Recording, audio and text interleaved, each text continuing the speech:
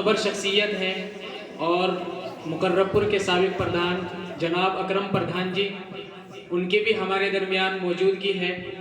وہ ہماری حقیر سی دعوت پر ہمارے درمیان تشریف لائے ہیں۔ میں اپنے تمام اساتذہ کی جانب سے اور خاص طور سے اپنے حضرت محتم صاحب کی جانب سے میں آپ کا ممنون و مشکور ہوں کہ آپ نے اپنی گو نہ گو مصروفیات کے باوجود وقت نکال کر طلباء کی یہاں آ کر حوصلہ افزائی فرمائی ہے۔ اب اس کے بعد میں قاری عارف صاحب، صدر صوبہ اتر پردیش شمالی ہند، میں ان سے درخواست گزار ہوں کہ وہ بھی 5-7 منٹ میں اپنی قیمتی نصیحتوں سے ہمیں مستفیض فرمائیں۔ بسم اللہ الرحمن الرحیم۔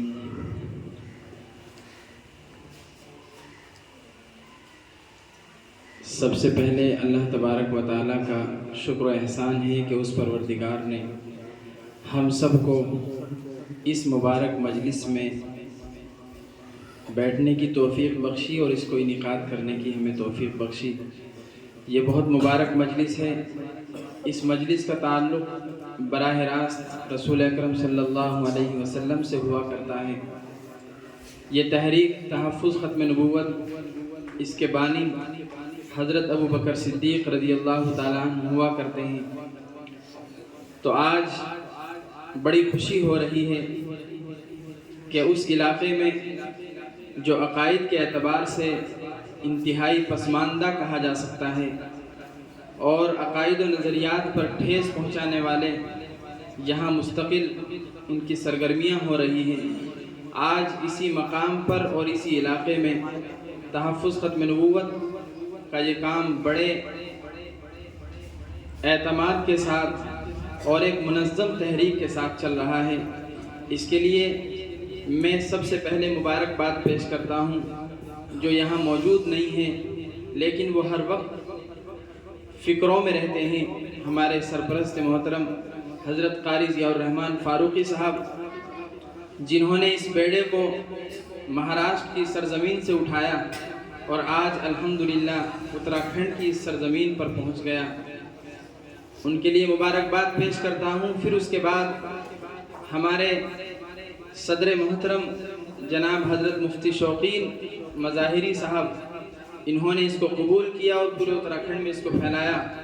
اس ٹیم کو بھی مبارکباد پیش کرتا ہوں اور پھر دل کی گہرائیوں سے مبارکباد پیش کرتا ہوں اس ادارے شمس العلوم کے محتمم اور سرپرست حضرت حافظ شریف احمد صاحب اور حافظ ممتاز صاحب کہ انہوں نے اس ہماری تحریک پر لبیک کہا اور ہمیں اس حال میں اور اس مدرسے کی اس سرزمین پر ہمیں اس پروگرام کے انعقاد کی رائے دی اور ہمیں اس کی اجازت مرحمت فرمائی۔ ہم حضرت کے لیے دعا گو ہیں کہ اللہ تبارک و تعالیٰ ان اکابرین کا سایہ ہمارے سروں پر دیر تک قائم فرمائے، اور اسی طرح ہمارے اس حلقے کے صدر اور اس پروگرام کے کنوینر مولانا محمد دانش قاسمی، ان کو بھی مبارکباد پیش کرتا ہوں کہ انہوں نے ماشاءاللہ اس پروگرام کو بحسن خوبی رونق بخشی۔ اللہ تبارک و تعالیٰ ان کی محنت کو بھی قبول فرمائیں۔ اب میں مختصراً اپنے طلبہ عزیز جنہوں نے ختم نبوت کوئز میں حصہ لیا ان سے مخاطب ہوں کہ ابھی کچھ دن پہلے آپ ختم نبوت کے عنوان سے واقف نہیں تھے، لیکن ایک چھوٹے سے کتابچے کے ذریعے آپ کو بتایا گیا کہ ختم نبوت کیا ہے۔